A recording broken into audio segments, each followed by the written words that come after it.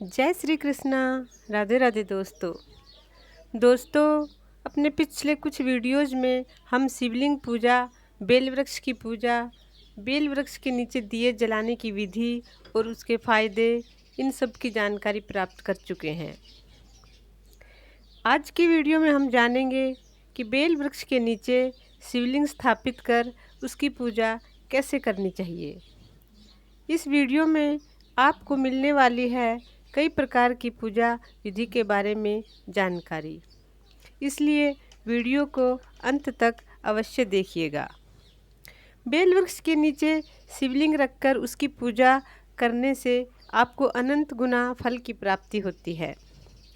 शास्त्रों में लिखा है कि जो मनुष्य बेल वृक्ष के नीचे की मिट्टी लेकर उसका पार्थिव शिवलिंग बनाकर उसकी पूजा करता है, उसको उस बेल वृक्ष में जितने बेल पत्र लगे होते हैं उतने ही शिवलिंग की पूजा करने का फल प्राप्त होता है।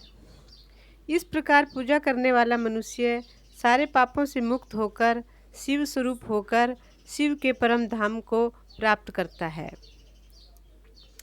शिवलिंग की पूजा तो फलदायी होती ही है, आप चाहे कहीं भी करें, कैसे भी करें, लेकिन बेल वृक्ष के नीचे शिवलिंग रखकर जब उसकी पूजा की जाती है तो वह पूजा विशेष फलदायी हो जाती है। बेल वृक्ष के नीचे शिवलिंग रखकर उसकी पूजा कई तरह से की जाती है। आज की वीडियो में हम क्रमशः उन सभी पूजा विधियों की सरल जानकारी प्राप्त करेंगे, जिसे हर कोई व्यक्ति आसानी से स्वयं कर सकता है। दोस्तों, यदि आप अपने घर में नया शिवलिंग स्थापित करने जा रहे हैं तो उस शिवलिंग को बेल वृक्ष के नीचे पंचोपचार विधि से पूजन करके फिर अपने पूजा घर में स्थापित करते हैं तो वह शिवलिंग जागृत शिवलिंग की तरह ऊर्जावान हो जाता है और महादेव का उस शिवलिंग में वास हो जाता है। ऐसा शिवलिंग घर के पूजा घर में स्थापित करने से आपको महादेव की विशेष कृपा मिलती है और आपके घर की सारी नकारात्मकता धीरे धीरे समाप्त होने लगती है। मगर ध्यान इस बात का रखना है कि उस शिवलिंग पर आपको प्रतिदिन 1 लोटा जल अवश्य ही अर्पित करना होगा। शिवलिंग की पूजा आप मंदिर में लगे बेल वृक्ष के नीचे भी कर सकते हैं और यदि आपके घर में बेल वृक्ष है तो उसके नीचे भी कर सकते हैं। दोस्तों, कभी कभी ऐसा होता है कि हमारे घर में किसी कारणवश दो शिवलिंग हो जाते हैं। उन दोनों शिवलिंग को अपने घर की पूजा घर में स्थापित कर उसकी पूजा नहीं की जा सकती, क्योंकि घर के मंदिर में एक ही शिवलिंग होना चाहिए। जब आपके पास 2 शिवलिंग हो जाएं, तो ऐसे में आपको क्या करना चाहिए, इसके लिए मैं आपको एक उपाय बताती हूँ। आप अपने घर के गमले में एक बेलपत्र का पौधा लगा लीजिए और एक शिवलिंग को उस गमले में बेलपत्र के पौधे के नीचे स्थापित कर दीजिए। प्रतिदिन सुबह जब आप बेलपत्र के पौधे को सींचें तो 1 लोटा जल शिवलिंग पर भी अर्पित करें। शाम के समय गमले के पास शुद्ध घी का या तेल का दीपक प्रज्वलित कर दें। बस इतना ही पर्याप्त होगा। सोमवार के दिन या किसी विशिष्ट दिन जैसे महाशिवरात्रि हो या कोई अन्य त्यौहार हो, उस दिन आप थोड़ी सी विशेष पूजा कर सकते हैं। जैसे थोड़ा सा कच्चा दूध शिवलिंग पर अर्पित करें या पंचामृत से शिवलिंग का अभिषेक करें। पुष्प, अक्षत, चंदन, धूप, दीप और नैवेद्य से शिवलिंग की पूजा करें। श्रावण मास में आप प्रतिदिन भी इसी प्रकार पूजा कर सकते हैं।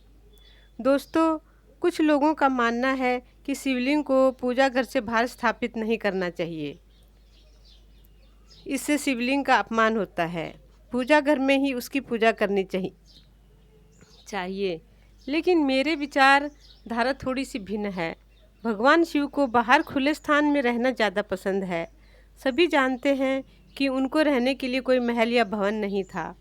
वे अपनी समाधि भी कैलाश पर्वत पर खुले स्थान पर ही लगाते थे। इसलिए आप बेझिझक बेलपत्र के पौधे के नीचे शिवलिंग स्थापित कर उसकी पूजा कर सकते हैं। बस इतना ध्यान रखना है कि बेलपत्र के गमले को तेज़ धूप में न रखें। गमले में लगाते हैं इसलिए आप उसकी जगह बदल सकते हैं, जहाँ छांव हो वहाँ रख सकते हैं। धूप से शिवलिंग का बचाव करें। बरसात तो भगवान शिव को अत्यंत प्रिय है ही, इसीलिए तो उन्हें श्रावण का महीना इतना प्रिय है। बरसात के मौसम में आप शिवलिंग को खुले में रख सकते हैं, इससे आपको कोई दोष नहीं लगेगा, बल्कि भगवान शिव तो प्रसन्न ही होंगे, क्योंकि भीगते रहना उन्हें बेहद प्रिय है। फिर बेलपत्र तो उनको अत्यधिक प्रिय है। बेलपत्र के पौधे के नीचे बैठकर भीगना उनकी प्रसन्नता को दुगना कर देगा, इसलिए आप बेझिझक बेलपत्र के पौधे के नीचे शिवलिंग को स्थापित कर उसकी पूजा कर सकते हैं। बेल वृक्ष के नीचे शिवलिंग की पूजा करने का सबसे बड़ा फ़ायदा ये होता है कि आपको शिवलिंग पर बेल पत्तर चढ़ाने की भी आवश्यकता नहीं होती, क्योंकि बेल वृक्ष की छाया में ही शिवलिंग विराजमान होता है। सोमवार, शिवरात्रि या अन्य किसी ऐसे दिन जब बेल वृक्ष से बेल पत्र तोड़ना निषिद्ध होता है और आपके पास पहले से भी बेल पत्र तोड़े हुए नहीं होते हैं, तो आप बेल वृक्ष के नीचे बिना बेल पत्र चढ़ाए भी भगवान शिव की पूजा कर सकते हैं। बिना बेल पत्र चढ़ाए भी आपकी पूजा पूर्ण मान ली जाएगी। अगर आपके घर में बेल पत्र का पौधा नहीं है, शिवलिंग भी नहीं है और आपकी बेहद इच्छा है कि आप बेल वृक्ष के नीचे शिवलिंग की पूजा करें, तो आप इस तरीके से कर सकते हैं। आप ऐसे शिव मंदिर में जाएं जहां बेल वृक्ष लगा हो। अक्सर मंदिर में जो बेल वृक्ष होता है उसके नीचे कई सारे शिवलिंग रखे होते हैं। ये वे शिवलिंग होते हैं जिन्हें लोग पूजा न कर पाने के कारण, पुराने हो जाने के कारण या खंडित हो जाने के कारण बेल वृक्ष के नीचे पधरा देते हैं। आप उन्हीं शिवलिंग में से किसी एक शिवलिंग को लेकर उसकी विधिवत पूजा कर सकते हैं। अगर बेल वृक्ष के नीचे कोई भी शिवलिंग नहीं है तो आपको बहुत ही आसान सा उपाय बताती हूँ। शिव मंदिर जाते समय आप 1 लोटा जल लेकर अवश्य जाएं। बेल वृक्ष के नीचे की थोड़ी सी मिट्टी खोद कर निकालें और उस लोटे में से थोड़ा सा जल लेकर मिट्टी को गूंद कर उसका पार्थिव शिवलिंग बना लें और उस शिवलिंग की पूजा करें।